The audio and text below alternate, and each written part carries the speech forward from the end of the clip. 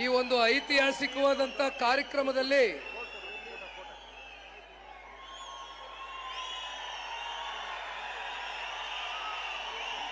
ಬನ್ನಿ ಬಾಸಿಲಿ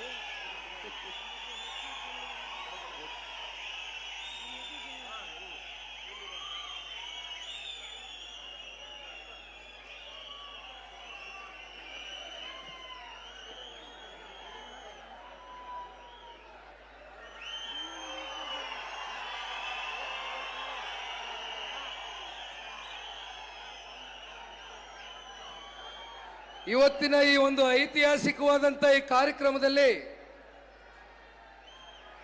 ಜನತಾ ಸಮಾವೇಶ ವಿಶೇಷವಾಗಿ ಇವತ್ತು ಹಾಸನ ಜಿಲ್ಲೆಯಿಂದ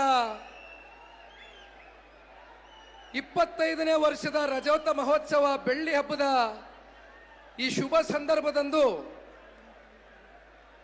ಈ ಕಾರ್ಯಕ್ರಮ ಇವತ್ತು ನಮ್ಮ ಮಾತೃ ಜಿಲ್ಲೆ ಆಗಿರ್ತಕ್ಕಂಥ ಹಾಸನ ಜಿಲ್ಲೆಯಲ್ಲಿ ಏನು ಪ್ರಾರಂಭ ಆಗ್ತಾ ಇದೆ. ಈ ವೇದಿಕೆ ಮೇಲೆ ಉಪಸ್ಥಿತರಿರ್ತಕ್ಕಂಥ ಪಕ್ಷದ ವರಿಷ್ಠರು, ಮಾಜಿ ಪ್ರಧಾನಮಂತ್ರಿಗಳು, ಪಕ್ಷದ ಸ್ಥಾಪಕರು ಆಗಿರ್ತಕ್ಕಂಥ ಮುತ್ಸದ್ದಿಗಳು, ನಮ್ಮೆಲ್ಲರ ಮಾರ್ಗದರ್ಶಕರು, ಇವತ್ತಿನ ಈ ಕಾರ್ಯಕ್ರಮ ಸನ್ಮಾನ್ಯ ದೇವೇಗೌಡರು ಸಾಹೇಬರ ಮಾರ್ಗದರ್ಶನದಲ್ಲಿ ಅತ್ಯಂತ ಸೊಗಸಾಗಿ ನಡೀತಾ ಇರ್ತಕ್ಕಂಥದ್ದು ಬಹುಶಃ ನಮ್ಮೆಲ್ಲರಿಗೂ ಕೂಡ ಅತ್ಯಂತ ಸಂತೋಷ ತಂದುಕೊಟ್ಟಿದೆ. ಜೊತೆಯಲ್ಲಿ ಅವರ ಸುಪುತ್ರರು ಕರ್ನಾಟಕ ಕಂಡಂತ ಅಪರೂಪದ ರಾಜಕಾರಣಿ. ಬಹುಶಃ ರಾಜಕಾರಣವನ್ನ ಅನೇಕ ಜನ ರಾಜಕಾರಣಿಗಳು ತಲೆಯಿಂದ ಆಲೋಚನೆ ಮಾಡಿದ್ರೆ ಬಹುಶಃ ಇಡೀ ದೇಶದಲ್ಲಿ ನಮ್ಮ ರಾಜ್ಯದಲ್ಲಿ ಏಕೈಕ ರಾಜಕಾರಣಿ ಹೃದಯದಿಂದ ಆಲೋಚನೆ ಮಾಡ್ತಕ್ಕಂಥ ವ್ಯಕ್ತಿ ಯಾರಾದರೂ ಇದ್ರೆ ಅದು ನೀವು ಬೆಳೆಸಿರ್ತಕ್ಕಂಥ ಮನೆ ಮಗ, ನಮ್ಮ ರಾಜ್ಯದ ಮಾಜಿ ಮುಖ್ಯಮಂತ್ರಿಗಳು, ಕೇಂದ್ರದ ಸಚಿವರಾಗಿರ್ತಕ್ಕಂಥ ಸನ್ಮಾನ್ಯ ಕುಮಾರಣ್ಣ ಅವರು ಕೂಡ ಇವತ್ತು ಈ ಕಾರ್ಯಕ್ರಮಕ್ಕೆ ಒಂದು ವಿಶೇಷತೆಯನ್ನು ತಂದುಕೊಟ್ಟಿದ್ದಾರೆ. ಹಾಸನ ಜಿಲ್ಲೆಯ ಅಭಿವೃದ್ಧಿಯ ಹರಿಕಾರರು, ಅಭಿವೃದ್ಧಿಯೇ ನನ್ನ ಧ್ಯೇಯ. ಹಾಸನ ಜಿಲ್ಲೆಯನ್ನ ಅಭಿವೃದ್ಧಿಯ ದೃಷ್ಟಿಯ ಹಿನ್ನೆಲೆಯಲ್ಲಿ ಅಧಿಕಾರ ಇರಲಿ ಇಲ್ಲದೆ ಹೋಗಲಿ ಸದಾಕಾಲ ಚಿಂತನೆಯನ್ನ ಮಾಡಿ ಹಾಸನ ಜಿಲ್ಲೆಯ ಅಭಿವೃದ್ಧಿಗೆ ಕಾರಣಭೂತರಾಗಿರ್ತಕ್ಕಂಥ ಮಾಜಿ ಸಚಿವರು ಸನ್ಮಾನ್ಯ ಶ್ರೀ ಎಚ್.ಡಿ. ರೇವಣ್ಣ ಸಾಹೇಬ್ರಿಗೂ ಕೂಡ ಈ ಸಂದರ್ಭದಲ್ಲಿ ಧನ್ಯವಾದಗಳನ್ನ ತಿಳಿಸ್ಲಿಕ್ಕೆ ಬಯಸ್ತೇನೆ. ಯಾಕೆಂದ್ರೆ ಇಂಥ ಒಂದು ಕಾರ್ಯಕ್ರಮ ಇವತ್ತು ಕಣ್ಣು ತುಂಬಿಸ್ಕೊಳ್ತಕ್ಕಂಥದಕ್ಕೆ ಬಹುಶಃ ಪ್ರತಿಯೊಬ್ಬರಿಗೂ ಕೂಡ ಇದು ಮರೆಯಕ್ಕಾಗದೇ ಇರತಕ್ಕಂಥ ಒಂದು ಕ್ಷಣ. ಸಮಯ ಹೆಚ್ಚಾಗಿ ಇಲ್ಲದೆ ಇರತಕ್ಕಂಥ ಹಿನ್ನೆಲೆಯಲ್ಲಿ ನಮ್ಮ ಪಕ್ಷದ ಎಲ್ಲ ಹಾಲಿ ಶಾಸಕರು, ಮಾಜಿ ಶಾಸಕರು, ಪದಾಧಿಕಾರಿಗಳು ಸೇರಿದಂತೆ ವಿಶೇಷವಾಗಿ ನಾನು ಇವತ್ತು ಈ ಕಾರ್ಯಕ್ರಮದ ಸಂಪೂರ್ಣ ಯಶಸ್ಸನ್ನ ಒಂದು ಕಡೆ ಸನ್ಮಾನ್ಯ ರೇವಣ್ಣ ಸಾಹೇಬ್ರಿಗೆ, ಮತ್ತೊಂದು ಕಡೆ ಅವರ ಸುಪುತ್ರರಾಗಿರ್ತಕ್ಕಂಥ ನನ್ನ ಸಹೋದರ ವಿಧಾನ ಪರಿಷತ್ನ ಸದಸ್ಯರು ಡಾಕ್ಟರ್ ಸೂರಜ್ ರೇವಣ್ಣ ಅವರು ಕೂಡ ಹಾಸನ ಜಿಲ್ಲೆಯ ಎಲ್ಲ ನಾಯಕರುಗಳ ಜೊತೆಯಲ್ಲಿ ಕಳೆದ 2 ವಾರಗಳಿಂದ ಸತತವಾಗಿ, ಮತ್ತೆ ಇಲ್ಲಿ ನನ್ನ ಬಲಭಾಗದಲ್ಲಿ ನಿಂತಿರ್ತಕ್ಕಂಥ ನನ್ನ ಆತ್ಮೀಯ ಗೆಳೆಯ, ನನ್ನ ಸಹೋದರ ಹಾಸನ ವಿಧಾನಸಭಾ ಕ್ಷೇತ್ರದ ಶಾಸಕರು ಮಾನ್ಯ ಸ್ವರೂಪಣ್ಣ ಅವರು, ಮಂಜಣ್ಣ ಅವರು, ಹಾಗೂ ಸಾಕಷ್ಟು ಇವತ್ತು ಬಾಲಣ್ಣ ಅವರು ಇರ್ಬೋದು, ಹೆಸರು ಹೇಳ್ತಾ ಹೋದ್ರೆ ಬಹುಶಃ ಸಮಯ ಸಾಕಾಗ್ಲಿಕ್ಕಿಲ್ಲ. ಯಾಕೆಂದ್ರೆ ಇನ್ನೂ ಸನ್ಮಾನ್ಯ ಕುಮಾರಣ್ಣ ಅವರು, ರೇವಣ್ಣ ಸಾಹೇಬರು ದೊಡ್ಡವರು ಮಾತನಾಡ್ತಕ್ಕಂಥದ್ದಿದೆ. ಹಾಗಾಗಿ ಹೆಚ್ಚು ಸಮಯ ತೆಗೆದುಕೊಳ್ಳೋಕ್ಕಾಗೋದಿಲ್ಲ. ದಯಮಾಡಿ ಯಾರೂ ಅನ್ಯತಾ ಭಾವಿಸಬಾರ್ದು. ಇವತ್ತಿನ ಈ ಕಾರ್ಯಕ್ರಮದ ಸಂಪೂರ್ಣ ಯಶಸ್ಸು ಯಾರಿಗಾದ್ರೂ ದೊರಕಬೇಕು ಅಂತಕ್ಕಂಥದ್ದಾದ್ರೆ ಅದು ನಮ್ಮ ಪಕ್ಷದ ನಿಷ್ಠಾವಂತ ಕಾರ್ಯಕರ್ತ ಬಂಧುಗಳಿಗೆ ಸಲ್ಲಬೇಕು ಅಂತಕ್ಕಂಥದ್ದು ಈ ಸಂದರ್ಭದಲ್ಲಿ ನಾವೆಲ್ಲರೂ ಕೂಡ ಹೇಳಬೇಕಾಗ್ತದೆ. ಕೇವಲ ಹಾಸನ ಜಿಲ್ಲೆ ಅಷ್ಟೇ ಅಲ್ಲ, ರಾಜ್ಯಾದ್ಯಂತ ಹಲವಾರು ಜಿಲ್ಲೆಗಳಿಂದ, ಹಲವಾರು ತಾಲೂಕುಗಳಿಂದ, ಹಲವಾರು ಹಳ್ಳಿಗಳಿಂದ ಇವತ್ತು ತಾವೆಲ್ಲರೂ ಕೂಡ ಈ ಕಾರ್ಯಕ್ರಮದ ಯಶಸ್ಸಿಗೆ ಒಂದು ಪಾತ್ರವನ್ನು ವಹಿಸ್ತಕ್ಕಂಥದಕ್ಕೆ ತಮ್ಮೆಲ್ಲರ ಬಿಡುವಿಲ್ದಿರೋ ಸಮಯದಲ್ಲಿ ಬಿಡುವು ಮಾಡ್ಕೊಂಡು ಇವತ್ತು ನೀವು ಬೆಳೆಸಿರ್ತಕ್ಕಂಥ, ನೀವು ಹರಿಸಿರ್ತಕ್ಕಂಥ ಮಣ್ಣಿನ ಮಗ, ರೈತರ ಮಗ, ಇವತ್ತು ಒಬ್ಬ ರೈತನ ಮಗ ದೇಶದ ಕೆಂಪು ಕೋಟೆಯ ಬಾವುಟವನ್ನು ಹಾರಿಸ್ತಕ್ಕಂಥದಕ್ಕೆ ಇವತ್ತು ಏನಾದರೂ ಕಾರಣಕರ್ತರಿದ್ರೆ ಆದ್ರೂ ಪುಣ್ಯಾತ್ಮ ಹಾಸನ ಜಿಲ್ಲೆಯ ತಂದೆ ತಾಯಂದ್ರುಗಳು ಅಂತಕ್ಕಂಥದ್ದು ಈ ಸಂದರ್ಭದಲ್ಲಿ ನಾವು ಎಂದೂ ಕೂಡ ಮರೀಲಿಕ್ಕಾಗೋದಿಲ್ಲ. ಪ್ರತಿ ಕ್ಷಣವೂ ಕೂಡ ಈ ವಿಚಾರವನ್ನ ಸ್ಮರಿಸ್ಕೊಳ್ತೇವೆ. ಬಹುಶಃ ನಿಮ್ಮೆಲ್ರಿಗೂ ಗೊತ್ತಿದೆ, ಇವತ್ತು 25ನೇ ವರ್ಷದ ರಜತ ಮಹೋತ್ಸವ ಆಚರಣೆಯನ್ನು ಹಾಸನ ಜಿಲ್ಲೆಯಲ್ಲಿ ಏನು ಮಾಡ್ತಾ ಇದ್ದೇವೆ.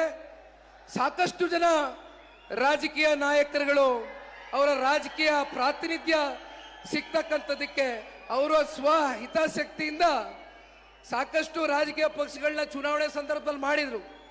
ಆದರೆ ಇಲ್ಲಿವರೆಗೂ ಕೂಡ ಯಾರು ಕೂಡ ಪ್ರಾದೇಶಿಕ ಪಕ್ಷವನ್ನ ಕಟ್ಟಿ ಇಲ್ಲಿವರೆಗೂ ಉಳಿಸ್ಕೊಂಡು ಹೋಗ್ತಕ್ಕಂಥ ನಿದರ್ಶನ ನಮ್ಮ ಕರ್ನಾಟಕ ರಾಜ್ಯದಲ್ಲಿ ನಾವು ನೋಡ್ಲಿಕ್ಕೆ ಸಾಧ್ಯ ಇಲ್ಲ.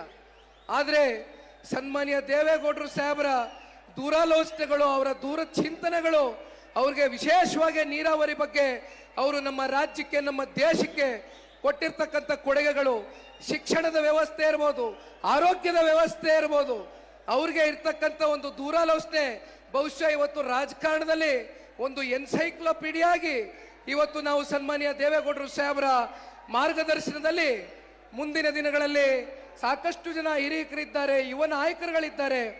ಮುಂದೆ ಬರ್ತಕ್ಕಂಥ ಯುವ ಪೀಳಿಗೆಗಳಿಗೆ ಸನ್ಮಾನ್ಯ ದೇವೇಗೌಡರು ಸಾಹೇಬರು ಸ್ಫೂರ್ತಿಯಾಗಿ ನಿಲ್ತಾರೆ ಅಂತಕ್ಕಂಥದ್ದು ಈ ಸಂದರ್ಭದಲ್ಲಿ ನಾವೆಲ್ಲರೂ ಗಟ್ಟಿಯಾಗಿ ನಂಬ್ಕೊಂಡಿದ್ದೇವೆ. ಹಾಗಾಗಿ ಇವತ್ತಿನ ಈ ವಿಶೇಷವಾದಂಥ ಒಂದು ಕಾರ್ಯಕ್ರಮಕ್ಕೆ ತಾವೆಲ್ಲರೂ ಕೂಡ ಪಾದಾರ್ಪಣೆಯನ್ನು ಮಾಡಿದ್ದೀರಿ.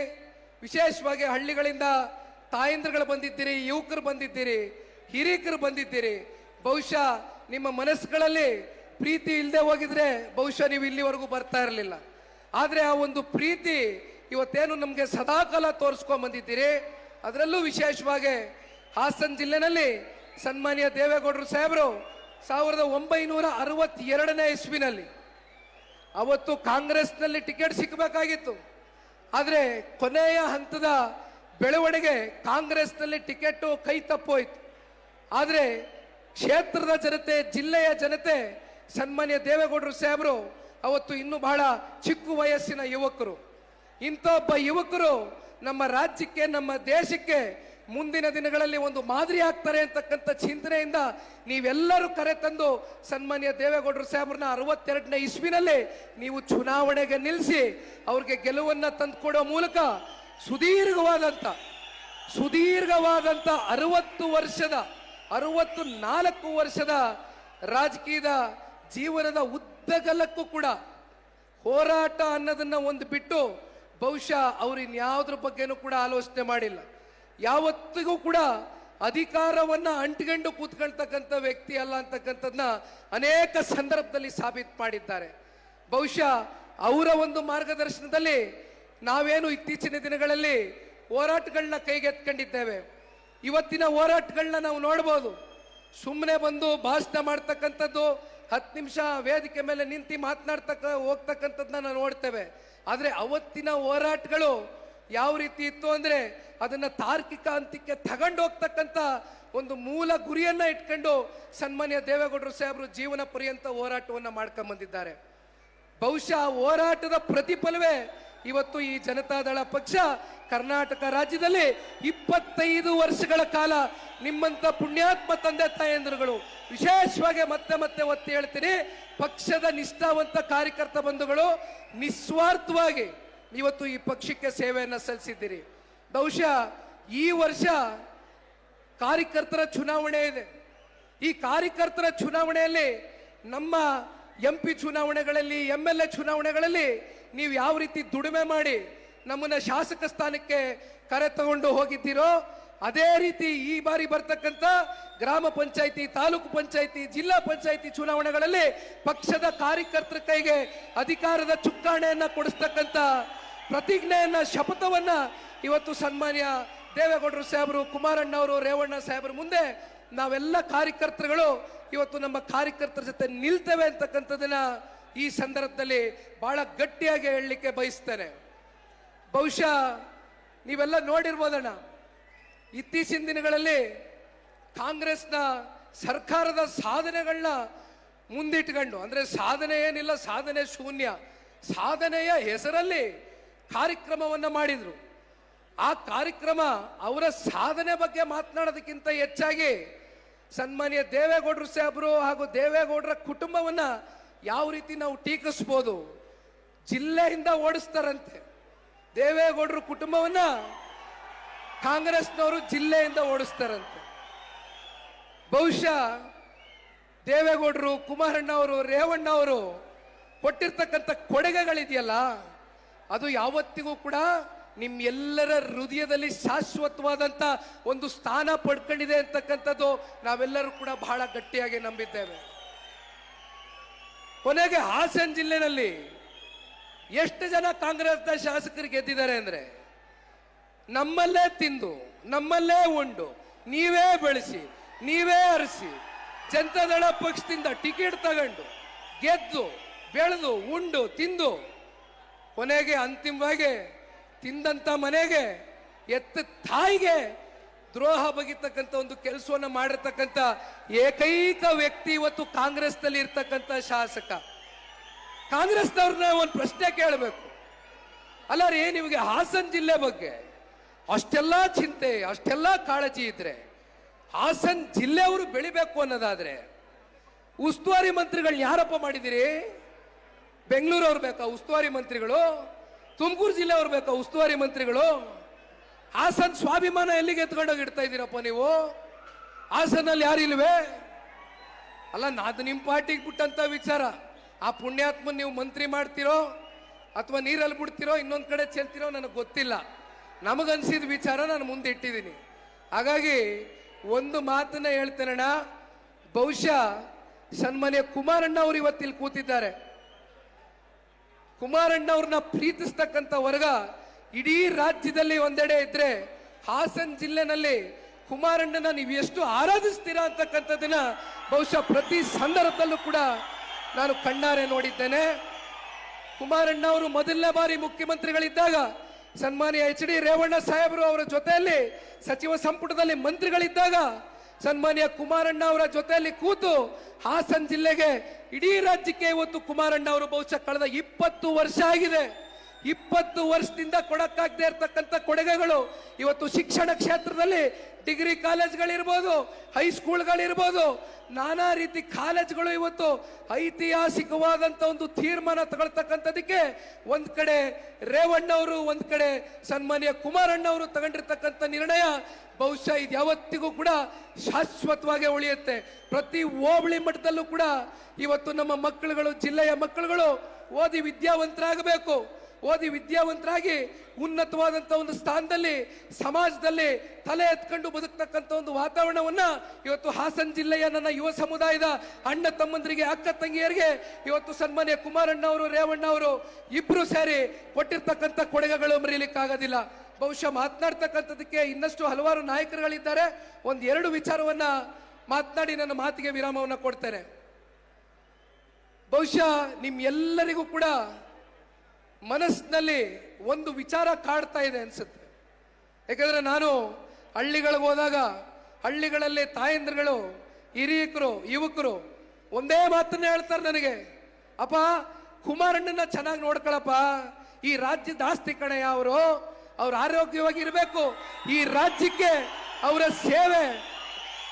ಸೇವೆ ಇನ್ನು ಈ ರಾಜ್ಯಕ್ಕೆ ಬೇಕಿದೆ.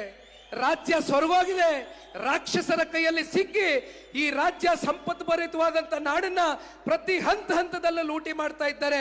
ಇಂಥ ಲೂಟಿಕೋರನ್ನ ಮೆಟ್ಟಿ ನಿಲ್ತಕ್ಕಂಥ ಒಬ್ಬ ನಾಯಕತ್ವ ಈ ಕರ್ನಾಟಕ ಮಣ್ಣಿನಲ್ಲಿ, ಹಾಸನ ಮಣ್ಣಿನಲ್ಲಿ ಯಾರಾದ್ರೂ ಹುಟ್ಟಿದ್ರೆ ಅದು ಸನ್ಮಾನ್ಯ ಕುಮಾರಣ್ಣ ಅವರು. ಮತ್ತೆ ಸನ್ಮಾನ್ಯ ಕುಮಾರಣ್ಣ ಅವರು ಈ ರಾಜ್ಯದ ಮುಖ್ಯಮಂತ್ರಿಗಳಾಗಿ 3ನೇ ಬಾರಿ 2028ರಲ್ಲಿ ಇವತ್ತು ಈ ಪಕ್ಷದ ಕಾರ್ಯಕರ್ತನಾಗಿ ಹೇಳ್ತಾ ಇದ್ದೇನೆ. ನಿಖಿಲ್ ಕುಮಾರಸ್ವಾಮಿನ 3 ಬಾರಿ ರಾಜಕೀಯದ ಷಡ್ಯಂತ್ರಕ್ಕೆ ಸೋಲಿಸಿರ್ಬೋದು. ನಾನು ತಲೆ ಕೆಡಿಸ್ಕೊಳ್ತಕ್ಕಂಥವನಲ್ಲ. ನಾನು ದೇವೇಗೌಡರು ಸಾಹೇಬರ ಕುಟುಂಬದಲ್ಲಿ ಹುಟ್ಟಿರ್ತಕ್ಕಂಥವನು. ನಾನು ಧೃತಿ ಕೆಡ್ತಕ್ಕಂಥ ಪ್ರಶ್ನೆ ಇಲ್ಲ. ಅಧಿಕಾರಕ್ಕೋಸ್ಕರ ನಾನು ಇವತ್ತು ಈ ಸಮಾಜದಲ್ಲಿ ನಮ್ಮ ಹಳ್ಳಿಗಳಲ್ಲಿ ಬಂದು ಪ್ರೀತಿಯಿಂದ ಕರೀತಕ್ಕಂಥ ಜನಗಳು, ನಮ್ಮನ್ನ ನಂಬ್ಕೊಂಡಿರ್ತಕ್ಕಂಥ ಕಾರ್ಯಕರ್ತರಿದ್ದಾರೆ. ಅವ್ರು ಕೈ ಬಿಡ್ತಕ್ಕಂಥ ಪ್ರಶ್ನೆ ಇಲ್ಲ. ನಿಖಿಲ್ ಕುಮಾರಸ್ವಾಮಿ ನಾಳೆ ಏನಾಗ್ತಾನೋ ಬಿಡ್ತಾನೋ ನನಗೆ ಗೊತ್ತಿಲ್ಲ, ಅದು ನನ್ನ ಹಣೆ ಬರ. ಜನ ತೀರ್ಮಾನ ಮಾಡ್ತಾರೆ, ಆ ಭಗವಂತ ಹಾಸನಾಂಬೆ ತಾಯಿ ತೀರ್ಮಾನ ಮಾಡ್ತಾರೆ. ಆದರೆ ಒಂದು ನನಗೆ ಇರ್ತಕ್ಕಂಥ ಒಂದೇ ಚಿಂತೆ, ನನಗಿರ್ತಕ್ಕಂಥದ್ದು ಒಂದೇ ಇವತ್ತು ನನ್ನ ಮುಂದೆ ಗುರಿ, ಸನ್ಮಾನ್ಯ ಕುಮಾರಣ್ಣವ್ರನ್ನ ಮತ್ತೊಮ್ಮೆ ಈ ರಾಜ್ಯದಲ್ಲಿ ಮುಖ್ಯಮಂತ್ರಿಗಳಾಗಿ ನೋಡಬೇಕು ಅನ್ನೋದು ಇದು ನಿಖಿಲ್ ಕುಮಾರಸ್ವಾಮಿಯ ಭಾವನೆ ಅಷ್ಟೇ ಅಲ್ಲ. ಜನರೊಂದಿಗೆ ಜನತಾದಳ 52 ಕ್ಷೇತ್ರದಲ್ಲಿ ನಾನೇನು ಹಲವಾರು ದಿನಗಳು ರಾಜ್ಯಾದ್ಯಂತ ಪ್ರವಾಸವನ್ನ ಮಾಡಿದ್ದೆ. ಮೊದಲನೇ ಹಂತ ಮುಗಿಸಿದ್ದೇನೆ, ಎರಡನೇ ಹಂತಕ್ಕೆ ಕಾಲಿಡ್ತಾ ಇದ್ದೇನೆ. ಸುಮಾರು 9,000 ಕಿಲೋಮೀಟರ್ ರಾಜ್ಯ ಪ್ರವಾಸ ಮಾಡಿ ಬಂದಿದ್ದೇನೆ ಮೊದಲನೇ ಹಂತದಲ್ಲಿ. ಜನ ಎಲ್ಲಿ ಹೋದ್ರು ಕೂಡ ಒಂದೇ ಮಾತು ಹೇಳ್ತಾರೆ, ಸನ್ಮಾನ್ಯ ಕುಮಾರಣ್ಣ ಅವರು ಅವರ ಒಂದು ಅಲ್ಪಾವಧಿ ಇದ್ರೂ ಕೂಡ ಅವರು ಕೊಟ್ಟಿರ್ತಕ್ಕಂಥ ಕಾರ್ಯಕ್ರಮಗಳು, ಅವರು ನೀಡಿರ್ತಕ್ಕಂಥ ಯೋಜನೆಗಳು ಬಹುಶಃ ಇವತ್ತು ಮನೆ ಮನೆ ಮಾತಾಗಿದೆ. ಕುಮಾರಣ್ಣ ಅವ್ರು ಬಂದ್ರೆ ಮತ್ತೆ ಈ ರಾಕ್ಷಸರ ಕೈಯಿಂದ ಈ ರಾಜ್ಯವನ್ನ ತಪ್ಪಿಸಿ ರಾಮ ರಾಜ್ಯವಾಗಿ ಕಟ್ಟತಕ್ಕಂಥದಕ್ಕೆ ಸನ್ಮಾನ್ಯ ಕುಮಾರಣ್ಣ ಅವರು ಈ ರಾಜ್ಯದಲ್ಲಿ ಮತ್ತೊಮ್ಮೆ ಮುಖ್ಯಮಂತ್ರಿಗಳು ಆಗೇ ಆಗ್ತಾರೆ ಅಂತಕ್ಕಂಥದ್ದು ಈ ಸಂದರ್ಭದಲ್ಲಿ ನಾವೆಲ್ಲರೂ ಕೂಡ ಕಾರ್ಯಕರ್ತ ಬಂಧುಗಳು ದಯಮಾಡಿ ಇನ್ನೊಂದು 2.5 ವರ್ಷ ಇದೆ, ಹಲವು ದಿನಗಳಿದೆ. 18 ಗಂಟೆಗಳು ನಿಮ್ ಜೊತೆ ಪ್ರತಿನಿತ್ಯ ನಾನು ದುಡಿಲಿಕ್ಕೆ ಸಿದ್ಧ ಇದ್ದೇನೆ. ನೀವೆಲ್ಲಿ ಕರೆದ್ರು ಬರ್ತೇನೆ, ನೀವೇನು ಹೇಳಿದ್ರು ಮಾಡ್ತೇನೆ. ಪಕ್ಷಕ್ಕೋಸ್ಕರ ಗಟ್ಟಿ ನಾಯಕತ್ವವನ್ನ ಕಟ್ಟೋಣ, ಹೊಸಬರಿಗೆ ಅವಕಾಶವನ್ನ ಕೊಡೋಣ, ಹಿರಿಯರ ಮಾರ್ಗದರ್ಶನವನ್ನ ತಗೋಣ. ಒಟ್ಟಾರೆಯಾಗಿ ಸನ್ಮಾನ್ಯ ದೇವೇಗೌಡರು ಸಾಹೇಬರು ಈ ಇಳಿ ವಯಸ್ಸಿನಲ್ಲಿ 93 ವರ್ಷ ವಯಸ್ಸು, ಲೋಕಸಭೆ ಸದನದ ಒಳಗಡೆ ಯಾವ ಒಬ್ಬ ಸಂಸದ ಬರ್ಲಿಕ್ಕಿಂತ ಮುಂಚಿತವಾಗಿ ನಮ್ಮ ಕಣ್ಣಾರೆ ನಾನು, ಸೂರಜ್ಜು, ರೇವಣ್ಣ ಸಾಹೇಬರು, ನಮ್ಮ ಕುಟುಂಬದವ್ರು ನೋಡಿದ್ದೇವೆ. ದೇವೇಗೌಡರು ಸಾಹೇಬರು ಒಂದು ದಿನ ಸಂಸತ್ಗೆ ಹೋಗದೆ ಇರ್ತಕ್ಕಂಥ ಒಂದು ದಿನ ಇಲ್ಲ. ಈ ವಯಸ್ಸಿನಲ್ಲಿ ಹೋಗ್ತಾರೆ. ಯಾತಕ್ಕೋಸ್ಕರ ದೇವೇಗೌಡರು ಸಾಹೇಬರು ಸಂಸತ್ಗೆ ಹೋಗ್ತಾರೆ? ನಮ್ಮ ಕನ್ನಡ ನಾಡಿನ ನೆಲ, ಜಲ, ಭಾಷೆ, ಸ್ವಾಭಿಮಾನವನ್ನ ಉಳಿಸ್ತಕ್ಕಂಥದಕ್ಕೆ ಇವತ್ತು ಸನ್ಮಾನ್ಯ ದೇವೇಗೌಡರು ಸಾಹೇಬರು ಈ ಇಳಿ ವಯಸ್ಸಿನಲ್ಲಿ ಹೋರಾಟ ಮಾಡಬೇಕಾದ್ರೆ ಇವತ್ತು ನಮ್ಮಂತ ಚಿಕ್ಕ ವಯಸ್ಸಿನ ಹುಡುಗರುಗಳು, ನನಗೂ ವಯಸ್ಸಾಯ್ತು, ನಾನೇನು ಚಿಕ್ಕವನೇನಲ್ಲ, 38 ಆಗೋಯ್ತು. ಆದ್ರೂ ರಾಜಕಾರಣದಲ್ಲಿ ಬಹುಶಃ 38 ಇನ್ನೂ ಚಿಕ್ಕ ವಯಸ್ಸು ಅನ್ಕೊಂಡಿದ್ದೇವೆ, ನಮಗೂ ಸೂರಜ್ಗೂ ಎಲ್ಲ. ಹಾಗಾಗಿ ನಾವೆಲ್ಲ ನಿಮ್ ಜೊತೆ ಇದ್ದೇವೆ. ಇವತ್ತು ಕುಟುಂಬ ಅಂದ್ರೆ ದೇವೇಗೌಡರ ಕುಟುಂಬ ಮಾತ್ರ, ಕಾರ್ಯಕರ್ತರು ಅಂತಕ್ಕಂಥದ್ದು ನಮ್ಮ ಕಾರ್ಯಕರ್ತರು ನಮ್ಮ ಕುಟುಂಬ, ದೇವೇಗೌಡರ ಕುಟುಂಬ ಮಾತ್ರ ಇವತ್ತು ಕುಟುಂಬ ಅಂತಕ್ಕಂಥದ್ದನ್ನ ನಾವು ಅನ್ಕೊಳ್ಳಿಕ್ಕೆ ಸಾಧ್ಯ ಇಲ್ಲ.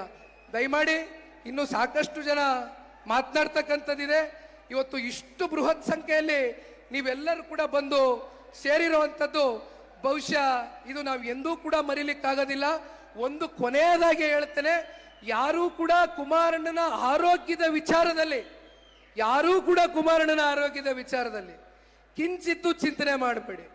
ನಿಮ್ಮಂತ ತಂದೆ ತಾಯಂದ್ರಗಳ ಪ್ರಾರ್ಥನೆ ಇವತ್ತು ಹಾಸನ ನಾಡಿನ ನಮ್ಮ ಮಣ್ಣಲ್ಲಿ ನಿಂತು ಹೇಳ್ತಾ ಇದ್ದೇನೆ, ಹಾಸನಾಂಬೆಯ ಒಂದು ಅನುಗ್ರಹ, ಅವರ ತಂದೆ ತಾಯಿ ಮಾಡಿರ್ತಕ್ಕಂಥ ಒಳ್ಳೆ ಕೆಲಸ ಕಾರ್ಯಗಳು 100ಕ್ಕೆ 100ರಷ್ಟು ಅವ್ರಿಗೆ ಶ್ರೀರಕ್ಷೆ ಆಗಿ ನಿಲ್ಲುತ್ತೆ.